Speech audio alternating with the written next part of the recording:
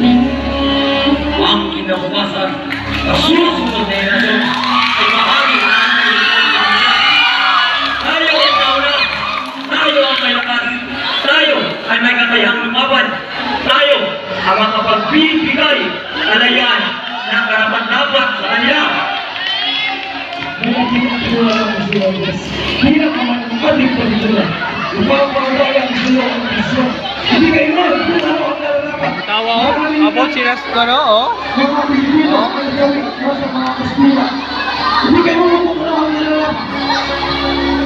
Ang kailangan natin ay bumuo ng samahan na magbubuklod sa taong bayan at lalaban sa mga Espanyol. Di managpapay ang mapayapang pagbabagong isinusulong ni Dr. Jose Rizal. Ano po ka na sila Kung naman? kailangan natin ng tunay na kalayaan, wala nang ibang Nagpalayog damang, oh. sa laman ng ito, isusubok natin ang ating buhay sa panganib. Nagpalayog. Ilang araw mula ngayon. Nagpalayog damang. Gabi na mabante, Marina. sisimulan natin ang revolusyon. Kandri Bonifacio po din ang palayog damang. Sabi niyo, mga senwa.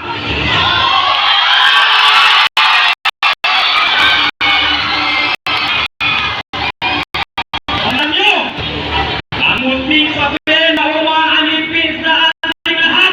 Ayaw, ikanin mo yung daw. Siguran, kailangan na natin iwasan ang ilang daang taong pananakot ng Espanya. Ayaw. Kulang man tayo sa sandata. Mas malakas man ang baril na kaklirong sila.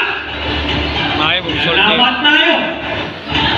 Di tayo magkakalubid. Tayo ang magkalumahay. Tayo. Mga anak ng bayan. Tayo ang magmamayari ng lupa ito. Atin, ang bayan ito. Mayo, ilang pagka-portray. Mayo ang kon. Atipunan. Itaas ninyo ang inyong mga selwa. Ikaduan na. Tayo ay magkaisa. Ikaduan na. Ulitin ang inyong mga selwa.